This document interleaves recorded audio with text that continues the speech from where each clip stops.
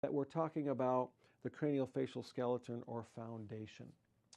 So, how do we affect those things with either non-invasive procedures or minimally invasive or surgical procedures? Well, first of all, non-invasive procedures.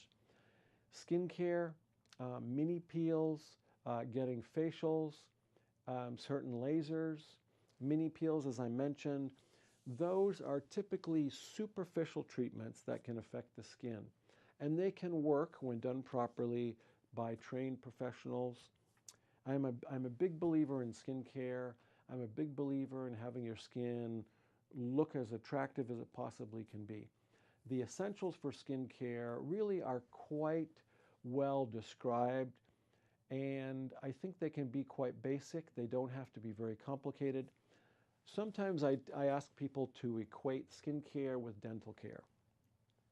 It's good to go in and see the esthetician or your dermatologist or plastic surgeon a few times a year. And then on your own, you're doing skincare every night. We can get you medical grade products to improve your skin. It's very similar to getting dental care. You may go in 2 or 3 times a year and get cleaning and have your dental hygienist and dentist check out your teeth. But at home, it's very important that you do your own flossing and brushing every night. Very similar with your own skincare, non-invasive. First of all, I tell people to avoid direct sun. Everybody in California probably loves the sun. We love to go outdoors, but those UV rays really play havoc with the collagen in the skin. It thins out this collagen and it gets more disorderly, and the elastin gets more disorderly, and you get more pigment changes resulting in sunspots or liver spots, aging spots, etc.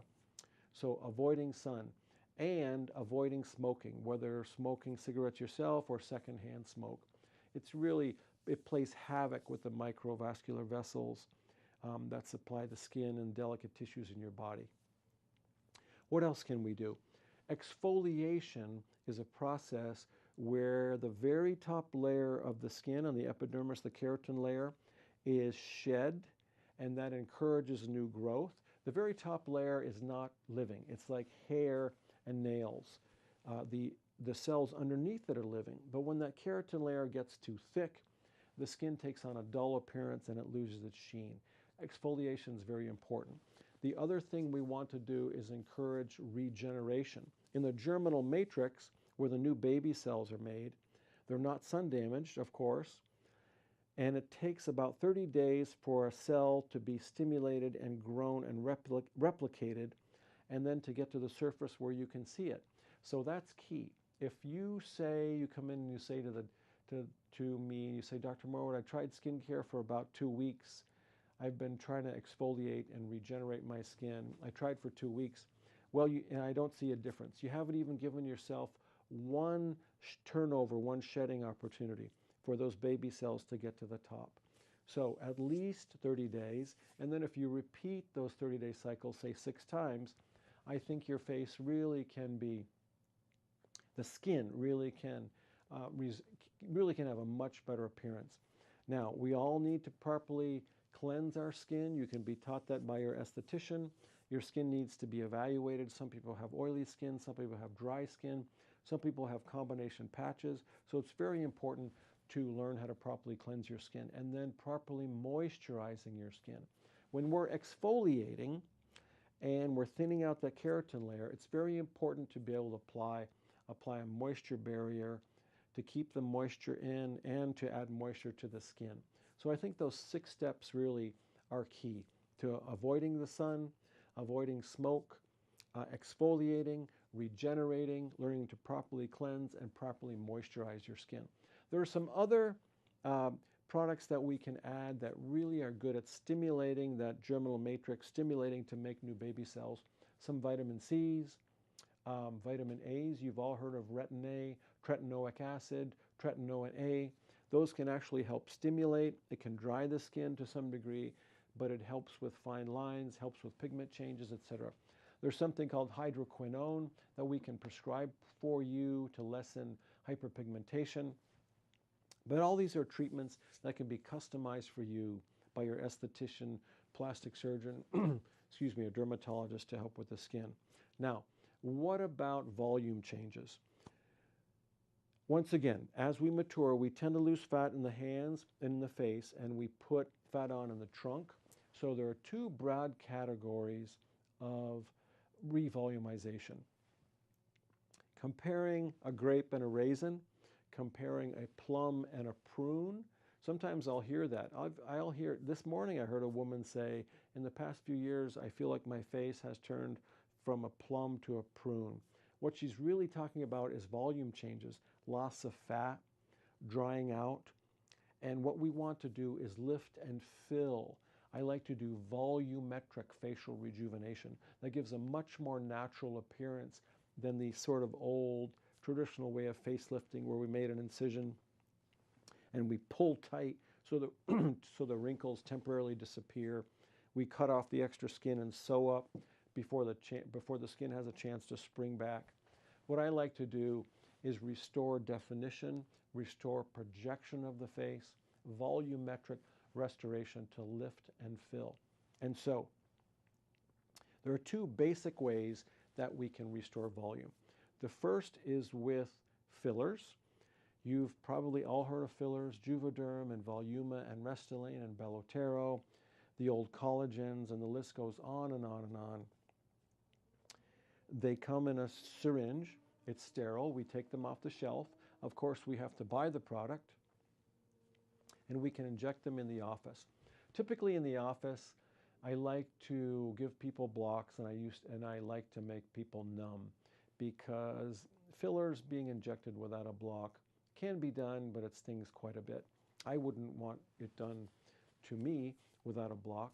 And so the fillers, commonly comprised of hyaluronic acid, sometimes something like Radiesse is calcium-based. There's another one, Sculptra, that's PLMA, a very complex molecule that the body replaces with collagen, or at least it's said to. So the filler is taken off the shelf, it's sterile, and it's injected with a syringe. The other way we do revolumizing procedures, minimally invasive, is with the use of fat grafting.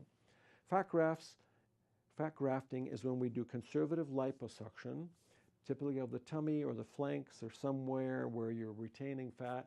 You heard me say that as we mature, the fat tends to go to the trunk and to the belly, etc. Well, we can take advantage of that by doing conservative liposuction. We spin the fat down, we can centrifuge it, we can decant it, and then we take that concentrated fat and we inject it to other places to bring the cheekbones higher, more definition to the cheekbones, to the piriform sinus areas here, nasolabial folds, bring the chin forward, better define the mandibular angles, and to give mini lifts and to restore volume and projection of the face. Now, does it work? It does work. About 67% of the transposed volume persists in general, so we need to overcorrect.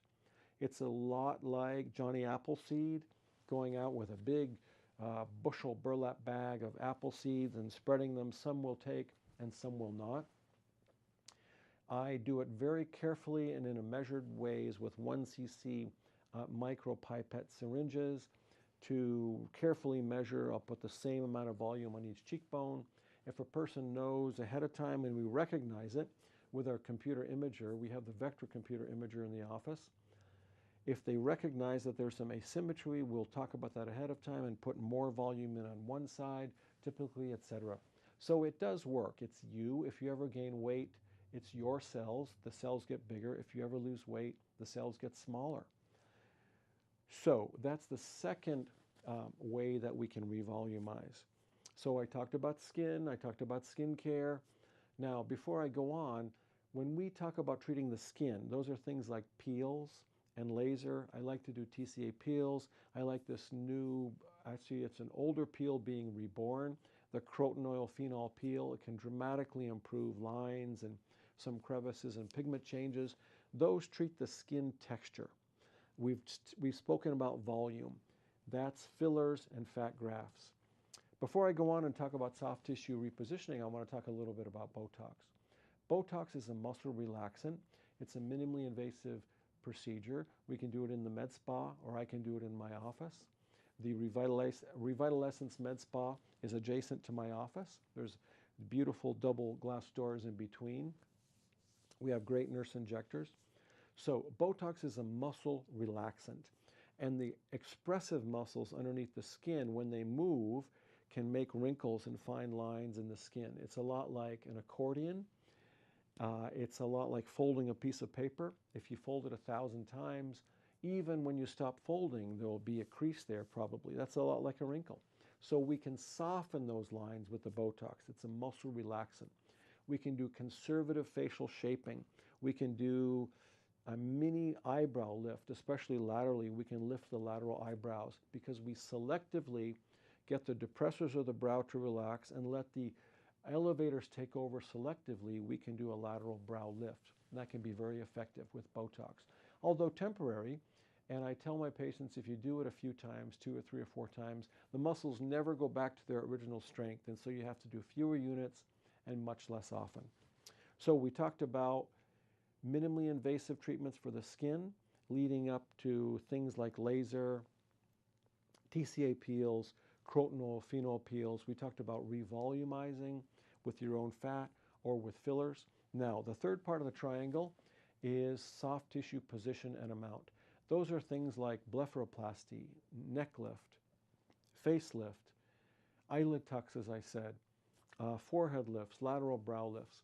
That's when we make incisions, we can firm the tissue, tighten the tissue, and most of all, reposition the tissue to where it belongs or where it was a few years ago. When we mature, as we lose that volume in the midface, it allows for something called midface descent, and it allows for the descent of tissues into the neck to a lower position. So again, instead of just making a long incision and pulling really tight so the wrinkles go away and cutting off the extra skin and sewing up, I like to reposition the tissue, save as much as possible, revolumize, lift and fill.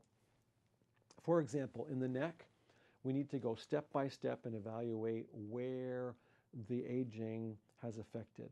The layer of the skin, is it the fat, is it the muscle? Do they need a platysmoplasty? Does the muscle need to be tightened or redraped? Does the fat need to be moved around? Does the fat need to be moved? Is there too much skin? Does the skin need to be firmed up, etc.? So depending upon what we're trying to do, aiming for a clean, crisp, tight, firm neck, jaw, and chin line, I'm a big believer in a crisp, really clean, firm-looking neck. Now, I do not like to pull hard on someone's face. I want to have a projecting face, as I said. I like to revolumize the mid-face, high cheekbones, better defined contours, the Auger line. I like contours of the cheeks. Again, the neck, I think, can be really firmly, crisply, and cleanly tightened and firmed up, but the mid-face should be lifted, yes, but we want to keep in mind replacing the volume or repositioning the volume. For the eyes and the brows, I think position is really important. We need to look at the volume. Oftentimes with volume loss, people will develop tear troughs. That's the prominent eyelid cheek junction. And again, that's really not a matter of extra skin, not removing a lot of skin, but it's volume. We need to look at the volume and sometimes tighten up and reposition the lids so they're smoother. But often when people come in and they say, Dr. Moroat, I've got these pouches and lots of extra skin, it's really fat that's pushing through, and that needs to be redistributed, laid across the tear troughs, etc., to smooth out so we have a smooth eyelid cheek junction. For the brows, a conservative lateral brow elevation can be helpful. For the upper lids, oftentimes we will remove skin, but in a conservative manner, and we will address the fat compartments to a far lower degree than the lower lids. The upper lids can be refreshened by removing some skin, not touching the fat too much except near the nose. The lateral compartments of the upper eyelid should remain full.